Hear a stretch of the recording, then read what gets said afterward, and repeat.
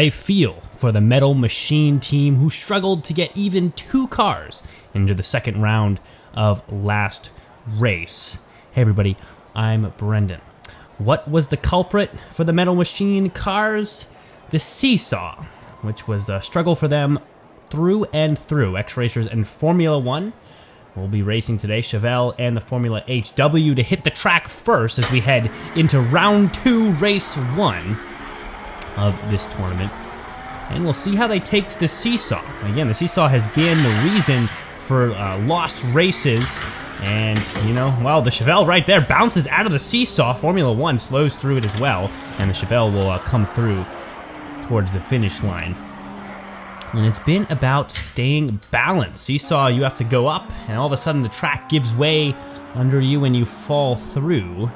And in that time, you need to keep your nose pointed forward. Too many times we see K-turns, loop-de-loops, and even just dead stops. Mad Racer and the Clear Speeder right there on the conveyor belt because of the seesaw. I looked to the comments for answers and saw that, one commenter speculated that the change of weight of the Metal Machine team, well, here comes the X-Racers here on the near side. Oh, cuts through right in the transition piece and beats out Formula 1. And now X-Racers got 2-0 here going into race 3. And, well, working on that shutout.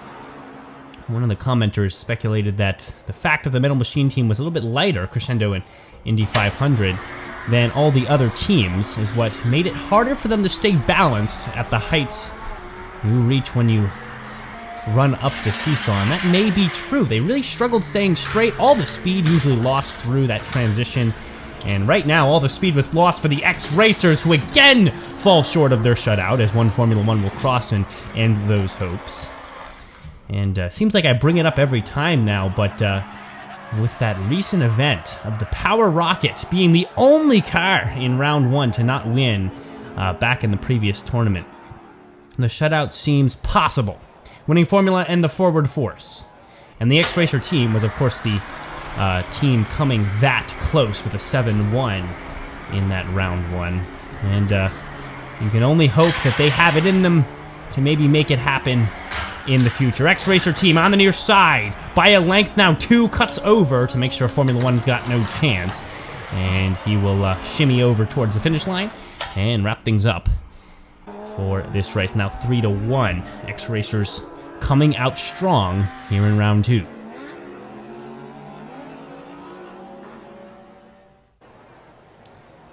Nitro Tailgater in the Indy 500. Tailgater, 500. 500 there on the far side, stretching it out by a couple of lengths. Here they go to the hairpin, and looks good for the Formula 1 team. Here they go through the seesaw. X-Racers want to catch up here, but bounces too much on the conveyor, and I think the size of that vehicle just made it hard to straighten out, and Formula 1 will strike back and make it 3-2. Now, I will say, something that could be worked on here at Races and Fun is the naming for all the tournament structure. We got rounds within each round, Formula K and the Draftinator. And we call all the rounds here in a particular video, rounds 1 through 4, semifinal round, final round being that 3 and 4. We also call each round of the tournament as we go from 8 teams down to 4, 4 to 2, and 2 to 1, rounds in and of themselves. Maybe matches would be the better word, and right now Draftinator knows the best word you could say at Races and Fun, which is win, as he comes across way in front of Formula 1 and now brings it to 4-2, with 2 races left to go here in round 1.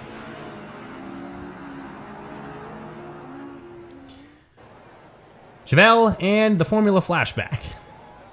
I believe it was this Chevelle that grinded like a skateboard on the previous in the previous round. And we'll see how he runs this time. I can't be sure, though, because I will say both Chevelles look similar. Oh, Chevelle's backwards, so Formula 1 has a chance to come back through, but they're both here on the near side. Formula 1 dives away, but he has no speed coming out of the conveyor. Actually, he made the right move there. You know, bobbing and weaving and trying to find that empty space, but just not fast enough. Even the Chevelle taking his time there on the conveyor just had such a lead in Sector 1, and it just wasn't going to happen for Formula 1. Winning Formula and the Gazella GT. Formula, Gazella, and the Formula 1 team could use a win right here. They are down 5-2, and I think they heard me say that as the lengths of the Formula 1's lead continues to grow. The X-Racers move on the near side, but they're cut off in likeness. And Formula 1 will skid to the end and make it 5-3. Advantage for the X-Racers for sure, but Formula 1's got a lot of racers to play with here as we narrow towards the semifinals. Let's see what we got going here.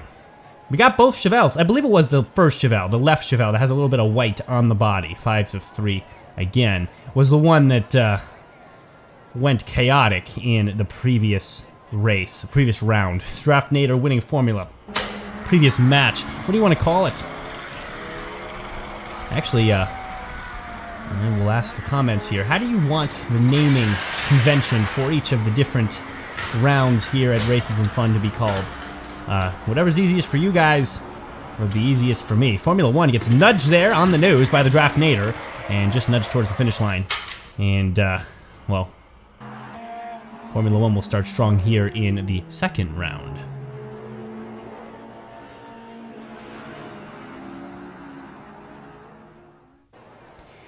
Clear speeder in the Indy 500 oval.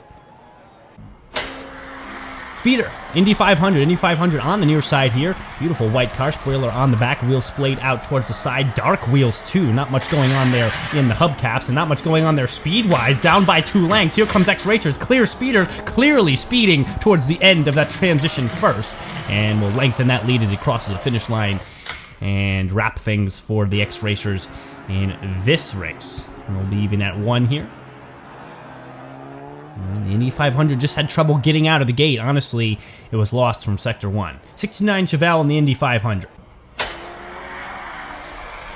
The chaotic Chevelle. This is the one that we saw do unbelievable things in the first round. And how is he going to look today? Oh no! He goes backwards and his run is over as Formula 1 races to the finish. I couldn't even call that a K-turn because he, well, just kind of spun. He didn't use any of his space well.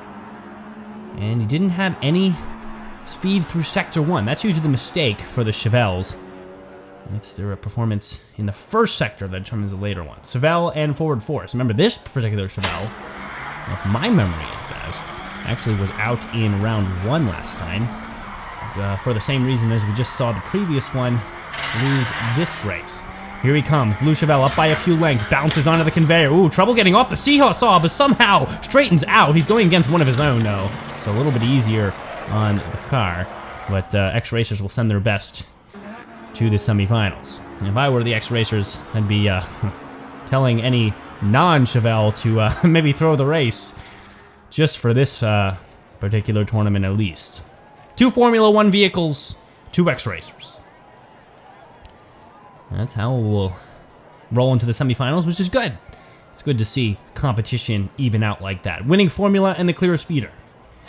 Both cars sporting names that insinuate an easy victory. The question is, will any of these vehicles be able to have that right now? Formula 1 head by a length. Here comes the clear speeder on the far side. Actually bounces away and turns around, and the winning Formula once again holds the line down the rail, hugs the side, and has no problem down the conveyor. Definitely a car to look out for, as every single time the conveyor has been easy work.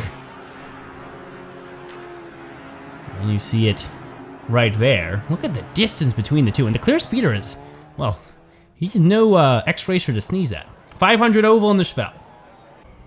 Chevelle must win here to make the finals, well, worth watching for an X-Racer fan.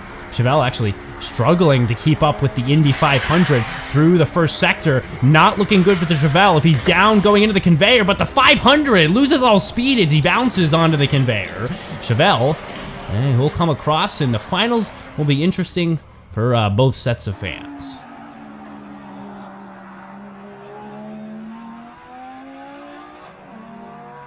You see it go south there for the Indy 500, even out of the transition. Just did not look like he was in control of his wheels. And that's going to do him in. First to win 2 races. You guys know the deal. Winning formula and the Chevelle. 2, I was hoping to see race against each other in the finals, and we do get to see that. Chevelle on the far side, losing ground. And he has lengths to make up here, starts to make them up here through sector 2 into the seesaw. Now he's got the lead, and the winning formula loses out, dives to the near side. The empty space was there on the far side, but he didn't take it. Chevelle was stopped dead for a second, and the winning formula just didn't see the right move. And the Chevelle will catch a break. I thought for a second there Chevelle might even start to spin around, but just was able to keep straight, and man, I just don't understand what the winning formula was thinking, diving inside, right behind the Chevelle. All the space was there.